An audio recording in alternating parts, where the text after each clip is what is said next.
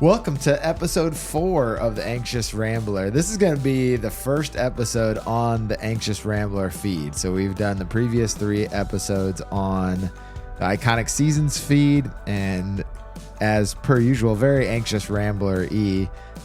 Been trying to get Cassie to set up the, the email address so that we can put this feed out there on its own, because it stands on its own. It's an original idea. And I'm excited that it lasted past the first 3, because it's like 50% of podcasts that fail after 3 episodes. Oh, no. So the fact that you're and making I waited it 3 weeks I know, to do that's the what fourth happens. one. The fact that you're making it to 4 is an accomplishment. And this was on a whim. It was very impromptu. No outline really for this one at all. I know. Just You've made me very anxious. But you like to have organized outlines, and I'm fine with just having a conversation. I do. Yeah. I've found, I'd say from my experience podcasting, that is my preferred style. Not Sure. that you have to do that. I think there are a lot of incredible podcasts that can be different. And originally, a lot of the ones that I liked were very conversational. But Isn't for this me, literally what I said I was afraid the podcast would be, though? Like maybe a rough idea, but then I would just start rambling. Well, that's because I great, can't though. handle an outline. No, I know. And Because I'm glad it's yours. My brain squirrels Yeah, so all of the time. This is perfect. That's the way it becomes yours and not mine. Yeah. So what you got for me tonight? You want me to start? You have the ideas. So I can at least describe some of the things that we talked about. So we've got a upcoming concert that we're going to that you're very excited about. You were so excited that it took over our lives for a little while, and much like our previous podcast on the 90s and the greatest singers and Daniel Johns, we had a Silverchair week for a while. We haven't even dove in on. I've had an idea to include Daniel Johns as like a front runner of the podcast, but I'm taking that idea very seriously, and I want to do justice to all of those people that I talk about. And the last month at work has been so busy and time consuming that I haven't been in the headspace to give my time to that as I have wanted to. So I thought that was going to be the next one, and then 3 weeks passed, so we had to throw one out, and may as well. Well, it syncs up because we're 2 weeks out from going to see Incubus. Yes, we are.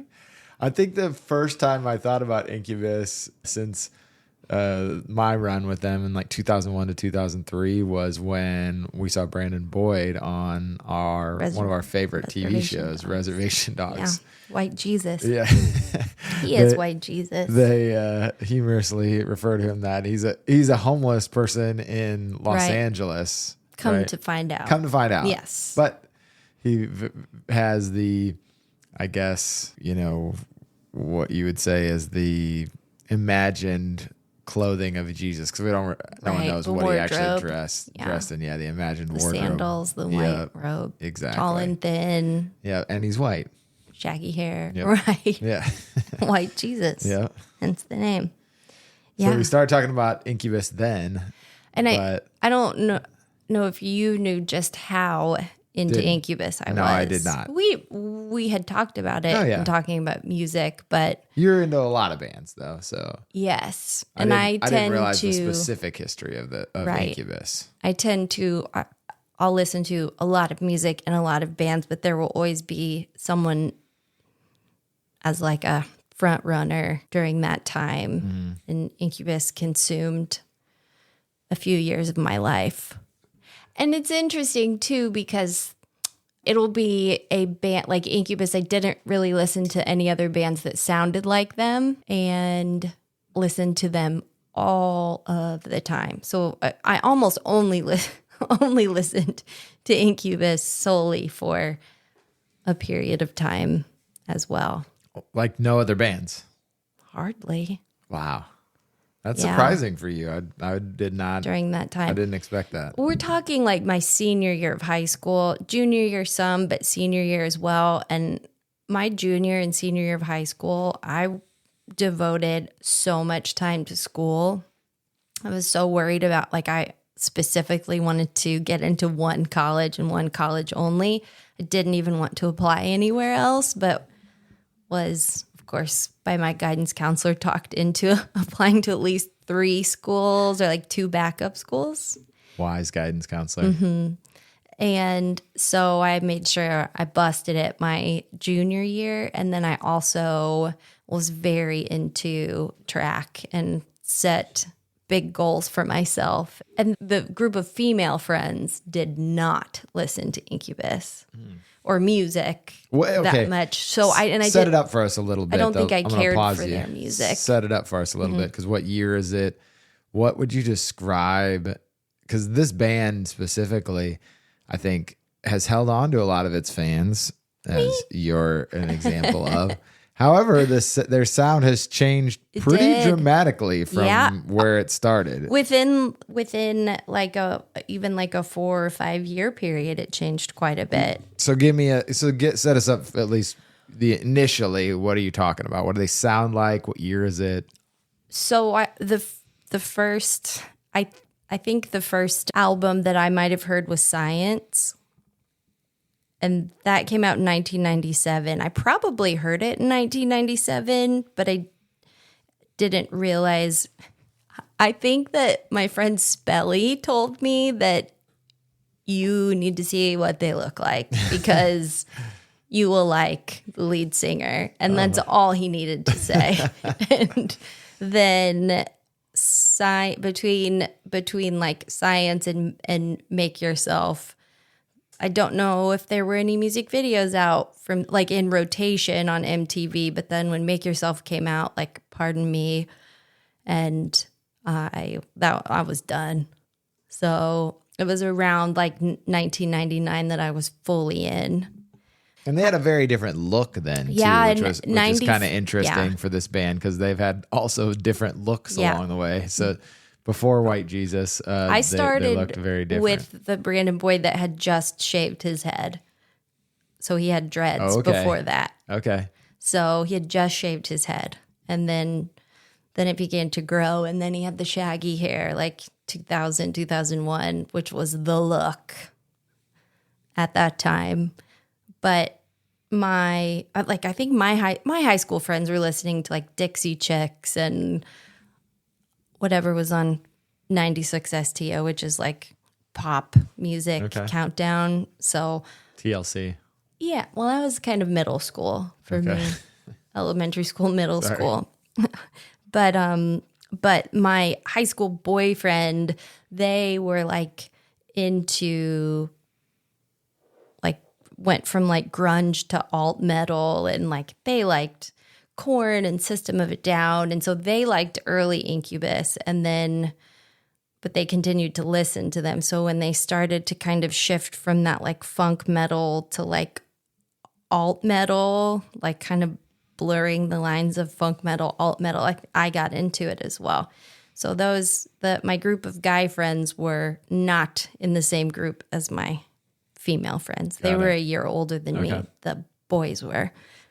So yeah, so I was Science and Make Yourself, and then going into like I had heard some of Morning View before it was released, but did it come out after Make Yourself then? Mm-hmm. It was Fungus Among Us, Science, Make Yourself, and then Morning View. I think you're skipping over Make Yourself a little bit too, because it was like I'm not. It was huge, right? Make Yourself was 1999. No, I know. I'm just saying, like going straight to Morning View, like how big? Like, was it a situation where you were like, oh, I like Incubus, yes, and then all of a sudden you're like, oh my god, everyone likes Incubus.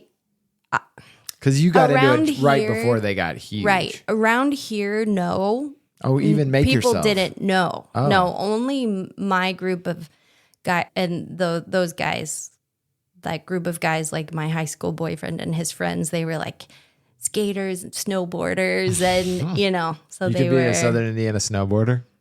Oh, I went through a phase. I only shopped like Delia's magazine and at Pacific Sunwear. Oh my. So my girlfriends some of them teased me a little bit when I went through a Jenkos phase. Oh, yeah.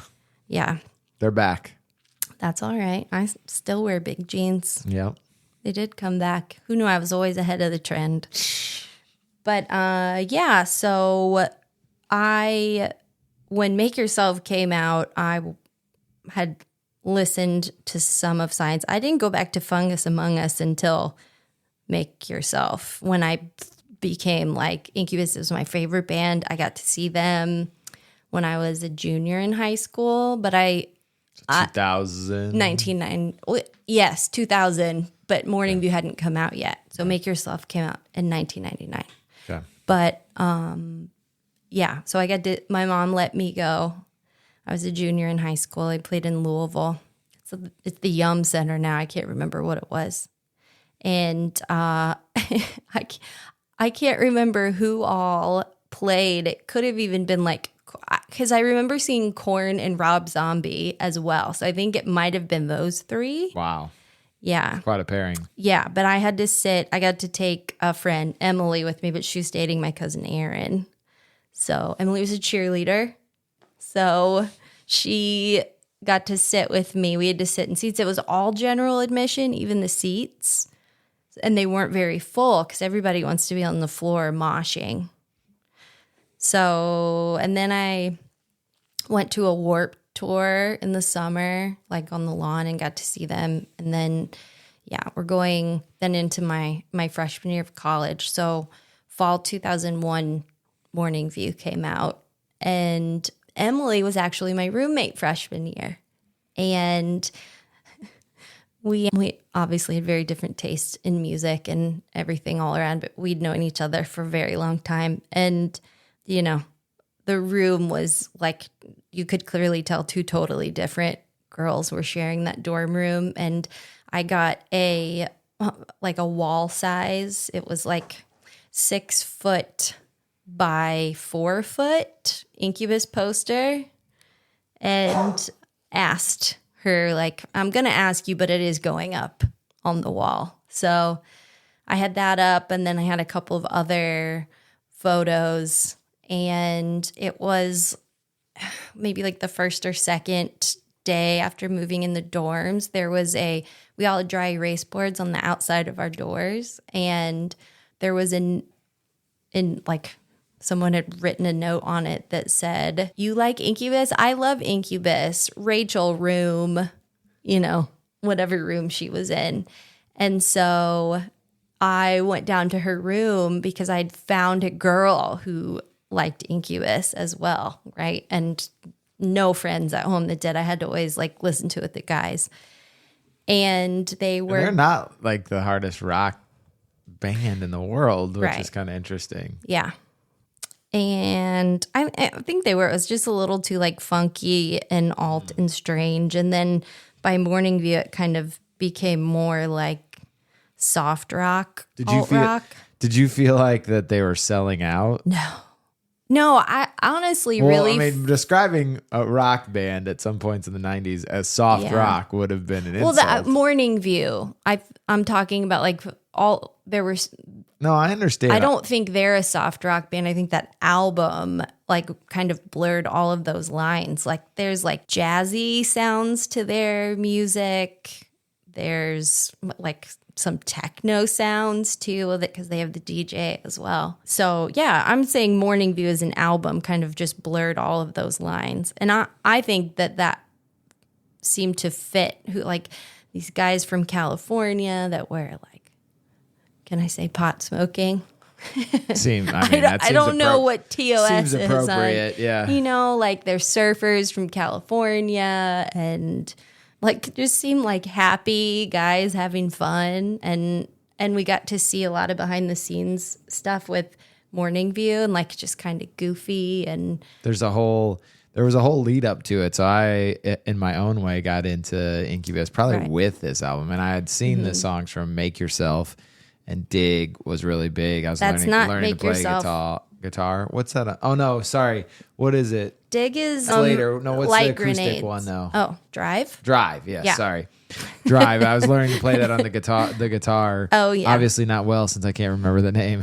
Dig is one that I really like. I It's think a I was good song, singing too. it last night, maybe. That's probably why it's in my head. Yeah. But I started to get into like the major songs of them, and then so by the time, but I didn't go back. Because by the time I'd gotten into those songs, the lead up to this album was coming out, and they did a really good job for me with the marketing of it in the behind the scenes. I'd always dreamed of going The to making California. of Morning View. They lived in a mansion Yeah. in Malibu, which looked fantastic. Mm-hmm. I mean, I don't think that anybody who really loves music would not want the experience of living in a mansion in Malibu and making an album with Right. their friends. Like that seems like they're really good. That seems like a great yeah. thing, fun thing to do. Like I'm in. Like, Yeah, I sign think me it's up for fun that. to watch people play instruments as well because you got to see how talented they are Yeah, that's good. as well. I think there wasn't. I feel like there's so much behind the scenes now that That was super rare. well it. Like we didn't have the internet either Not to just- like watch so many things, Yeah. so it was so exciting. Not to just see that. rare, but it felt more authentic. I feel Sure, like, yeah. I feel like because everyone, especially celebrities or musicians, tape themselves and are being taped all the time, Mm-hmm. that I don't know when they're them, if that makes sense, or Right. maybe that is them, but it feels so much more polished. Whereas the behind the scenes stuff back in the day was just a little looser and goofier Yeah. and more. Yeah, again, more authentic for, I'm repeating myself, but I Right. think that's how it felt to me. Yeah. Oh, let's also to the first couple of days of college just to show how obsessed I was with Incubus. I did not have Instant Messenger. That's AOL Instant Messenger. Oh, okay.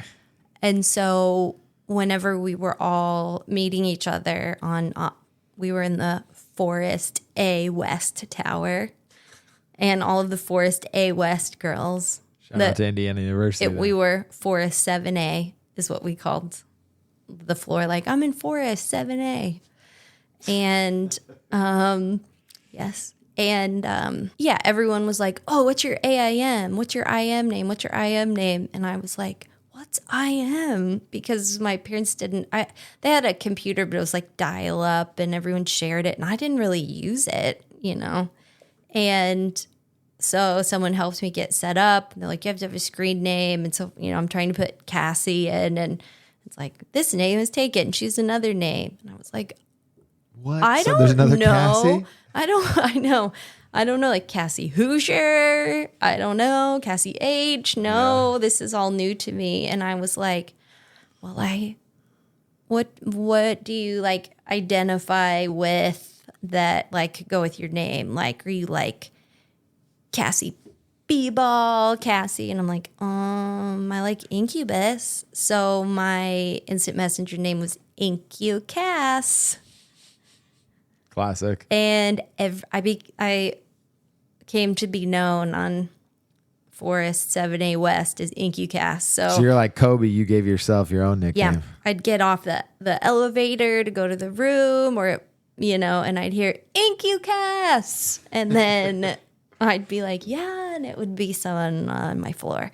Ah. So I have to give a shout because if we go down a rabbit hole of music in the early 2000s, that I know I mentioned that Rachel left that note on my dry erase board, but the second week of school, we moved in on a Wednesday, so not like 2 days later Friday, but the following Friday, Incubus was playing at the Egyptian Room in Indianapolis. Okay.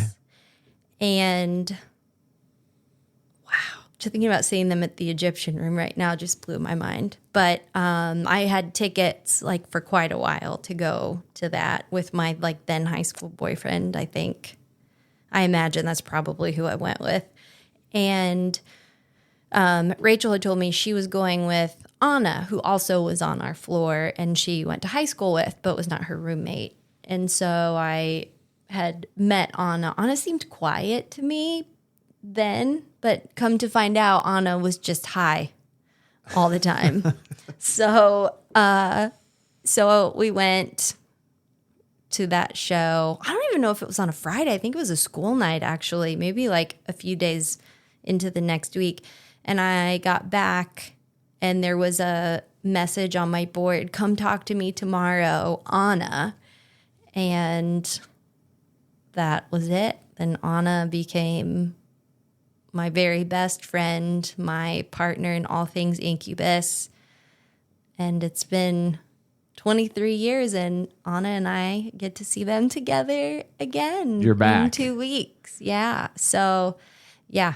What made Anna it? and I saw them 11 times after that night. Okay, so we're going to put a pin in that. We're going to come back to that. But what made you want, because I think that part of the idea is to document some of this experience, seeing them again, because there's a unique thing in your bands from your youth sticking around and persevering in their own ways. So what makes them, though, resonate with you still so much so that you want to go see them in concert? To pay the amount of money I paid for our tickets to go see them. Exactly, yes. Because, there is the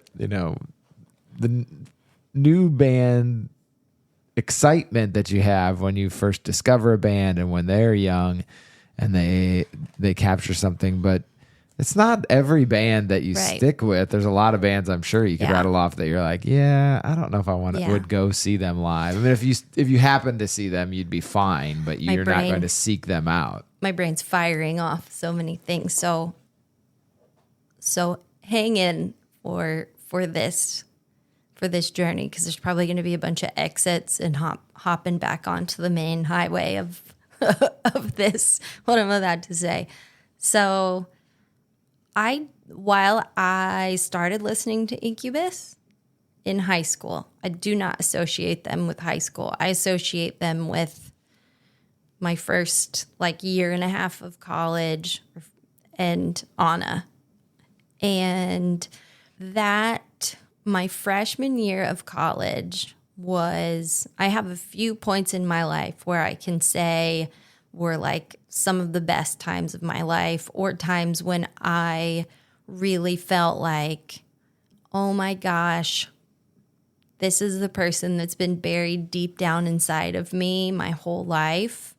And I shouldn't say my whole life. I feel like I was the person that I am today, the person that I was in 2005, the person that I was in 2001, those points in my life that really stick out when I was a child. But going through middle school and high school were difficult. And I think that's also where I started to really bury my insecurity, because I don't know how many people would look back and be like, you were insecure, or you were really that sad or that stressed out, and I think being the youngest in my family helped, who's gonna, when your siblings are, more than 5, 8, 9, 10 years older than you, everything's gonna be funny and you get a pass for, or you get to be kind of in the spotlight a little bit, I went to a private Catholic school through 6th grade, and it was a really small class. And I was really different from the girls in my class, but there were, we only had classes of 15 to 20 kids. And we were even sometimes broken up into 2 classrooms for that grade. But then I went to the public school, and I was accepted right away, sort of into the more I hate using the word popular, because who now says what popular is? But I think back then that was in the mid 90s, that was more of a thing. Almost a requirement. Right. It was, kids who wore certain clothes, played certain sports, or maybe definitely kids who whose parents had a particular last name, or they had siblings. But I mean, my parents did not have money growing up. We shopped at JCPenney and Kmart. And when I went to my first day of middle school in Arizona jeans and, an IU basketball t-shirt. And I'm like, I remember going home and asking my mom what Abercrombie was, because every girl had an Abercrombie and Fitch t-shirt on. And I'd never heard of it before. We never shopped at a mall for my back to school clothes. Like everything came locally. But yeah, Paige and Laura were the first two people, and I talked about Paige before. Paige still has been like such a sweet person in my life, and she sort of went off and did something different into high school as well. But, they were friends with, girls that maybe were more in like a popular group. But I just never quite fit in with them, but was always friends with them. And I had like a best friend that went through like sort of the awkward teens with me, and then kind of went different directions a little bit in high school, but stayed close. And I did get to meet Chantel in high school, who's still one of my best friends. But anyway, so that time going into college, I think meeting girls that knew Incubus, loved Incubus, that like registered with me to be like, oh my gosh, there are girls like me. And then I was always kind of like, in a chain of 10 girls, I was the last one to get picked, last one to maybe be asked to do things, or maybe sometimes left out. And when I got there, people wanted to be friends with me. Like, I think Anna is so cool, and she wanted to be my friend, like she wanted to know what I was doing. She wanted to do things with me, and of course me the same to her as well. But just to hear, I remember Rachel told me that she was mad that she, like found me first, and then Anna and I got to be close. I mean, it was like a silly, like cute thing to say, but then like Anna and I were inseparable after that. Like she'd come home with me on weekends sometimes, and in the summer she'd come visit. And yeah, just someone that, and she still just has always lifted me up and shown me what my worth was. And that's something that Chantel has also, I don't want to leave her out, but I know we're talking about this, which Chantel became part of the Incubus train too. But yeah, so when I think back to that time, it was sort of the start of Anna and I's friendship, and me being really comfortable with who I was, and finally having someone to go to concerts with. So Anna and I, every chance we got, we went to see. You said 11 concerts? 11 times. I think that I went to maybe 9 with Anna. If you count the one that we were both at, but we didn't go to that together. Sure. But, I saw them. 11 concerts. Maybe it was 8, because I saw them twice in high school. And then I know I saw them in Lexington. I think that was just with the high school boyfriend. So what about rekindling? Obviously, the friendship's still there, but how's the concert reconstitute that time for you, or begin to? Yeah. Because obviously we're 2 weeks out from going, but it's already on your mind. And how is it reconstituting some of those good memories? Sure. And what are you hoping by seeing this band that you loved 20 years ago? And I still think you really enjoy the music of that time. And some of them, oftentimes I found that us going back to some of these bands, we've also then kind of looked up what they've been, because obviously these are fully formed people now that have been doing their own thing. Some of them have continued in music. Looking up some of Silverchair's later catalog was certainly an adventure. But what about this band? Are you mostly excited about the nostalgia of that time, or do you see this as like the start of something new, or maybe both?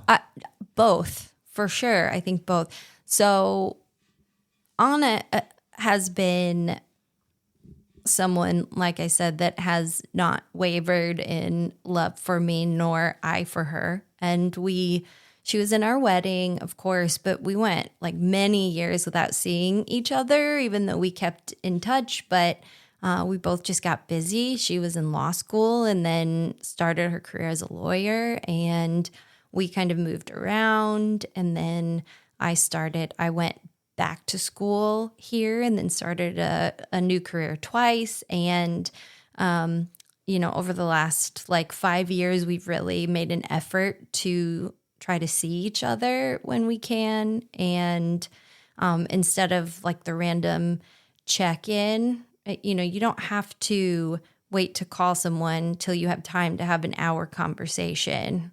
It's that, see something that's funny, send it to them, remember, find a picture, have a funny memory.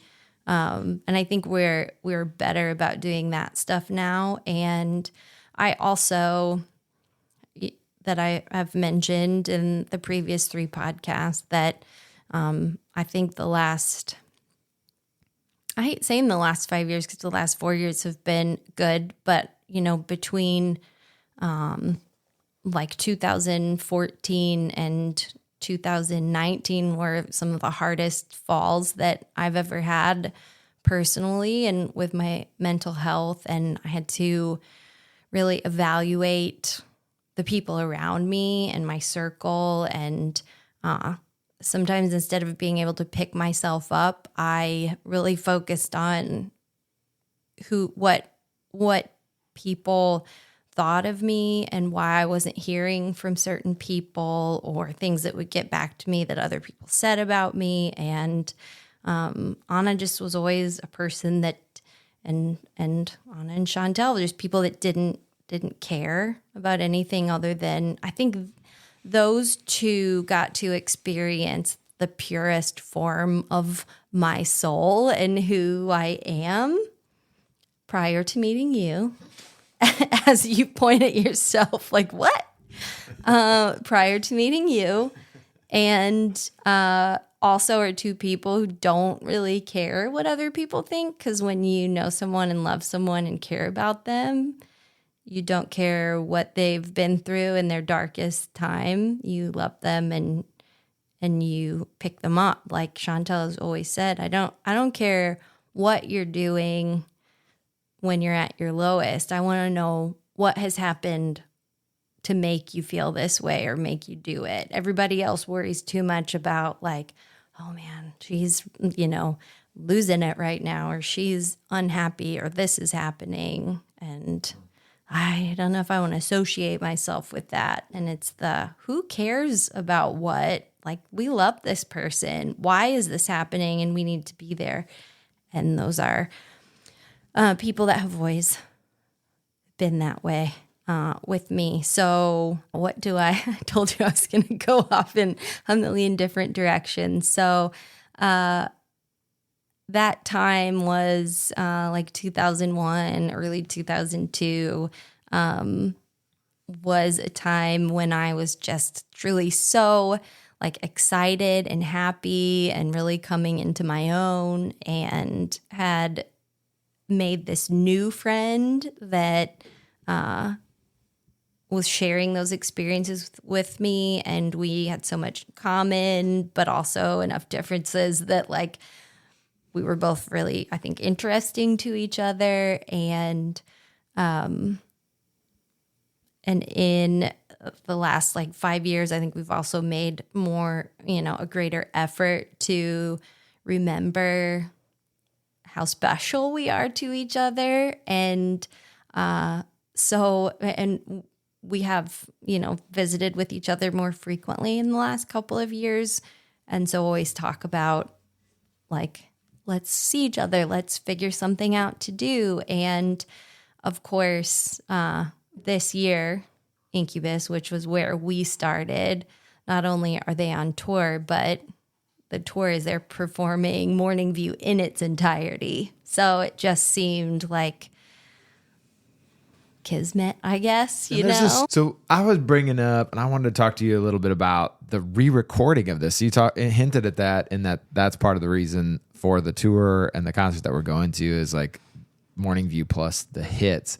but why re-record an album that was good? I mean, it's probably it's their great. best selling album, or is maybe that versus Make Yourself, like right in there. It probably is, because I think Morning View opened to a big, prior to Morning View, it was a little bit of the like, maybe like alt rock, a little more or niche. Heavier metal, sort of like metal rock listeners, and it opened the floodgates for some bros in 2001 for sure. I think it opened number one, or pretty high peaks, especially for the first single. Yeah, they weren't really on MTV too much, and then they were on Total Request Live Countdown for sure.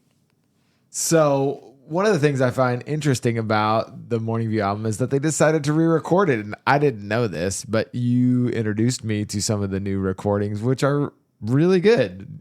In fact, you were saying just a little bit ago that you like a couple of them better than the originals, would you say? Or I don't know. I like them as well. They're almost like they have value. There was value in them. Going back to the same mansion, recording the same songs over again. Yeah, I think they're like, some of them are completely almost identical with like little changes. I think the way the album starts, there's like a little bit longer of an intro with maybe like a little more like faint guitar in the background, as opposed to just is it circles? Yeah. That starts it. It's just kind of the like a little like drum, like hi-hat sound, and he does some ooh at the beginning, and I think he does that like airy, distant, like oohs and ahs for like 2 minutes before it starts. So it starts a little different and then sounds almost the same. And then a few of the songs in like bridges or guitar solos are a little bit heavier or more like rock driven. Like less compressed, I'd say. And maybe more of like a 2023, 24 sound that you would hear, like if they had written them today, maybe what like some parts that they updated a little bit, just have a little bit of a difference. But yeah, for the most part, most of the bulk of the song or the song sound, which I think I like that they stayed true, just re-record it 23 years later, and people want to hear Morning View. It was such a great album. Yeah, what I thought was interesting too is part of their rationale for this, besides creating this time capsule years later, was that they didn't own the master copies for this album, so they were able to go in, re-record it with some changes, and own their own music, which is something that so many young artists get taken away from them. You are part of the conglomerate and the music industry that helps to start and propel your career, but then years later they're still taking advantage of the work that you did while you aren't receiving the fruits of your labor. So I think it's such a unique thing to be in a position to go back, re-experience some of those things, but also take new ownership of those songs in a different way. Yeah. And I don't know if it has much to do with it, but Brandon Boyd broke his nose 3 times. Oh yeah, you did tell me that about the sound. And somewhere in the like 2010s-ish, 2015, maybe it was like 2015 to 2018, he had to have like a 3rd nose surgery, and he had a really hard time singing again or sounding like himself. And in an interview, I heard him say that there were some nights where he would like read like posts or reviews where people was like, he sounds terrible. He doesn't sound like, and he's got such a beautiful voice too. But I think he's had to change, his breathing and how he sings as well. So maybe I did notice that there is a little bit of a change in the way that he sings or takes breaths or hits some of his notes, and it still sounds incredible. But I think it's a smart idea before you go on tour, so that people can't be like, wait a minute, that's not how he sings that part. Not saying that's why they did it, but if I'm going to be an Incubus conspiracy theorist and Brandon Boyd lover and supporter, I'm going to go ahead and throw one out there to say, if it sounds a little different, He broke his nose 3 times, guys. Still sounds incredible. I love it. And he looks fantastic. Good job, B-Boy. What do you think? Is that a good stopping point for us? I think so. All right. Well, we've got a plan for the next couple potentially with a revisit of some of the songs. I think we didn't get too into the catalog, hit on a few of the bigger ones, including me making a mistake between Dig and Drive. Man, large mess up there. But you can correct the record. Hopefully we'll have a special guest to help you. If not, I'll do my homework and make sure that I correct my knowledge before that. And then we'll have a review of this concert. I think that this experience is going to be really unique for both of us. So I think taking that perspective of a band 20 years later is we haven't done a lot of that. So I think it will be a lot of fun. 23 years later. Yes. Sorry. It's 20 years since I've seen them, though. Yeah. I saw them at Vans Warped Tour in 2004. Well, there you go. 20 years. Perfect. Oh, shoot. No, I think I saw them in 2000. Oh, man. That'll be for another time. But I saw them in 2004 or 5 play with when my worlds collided. Oh, Lord. Let's leave it there for now.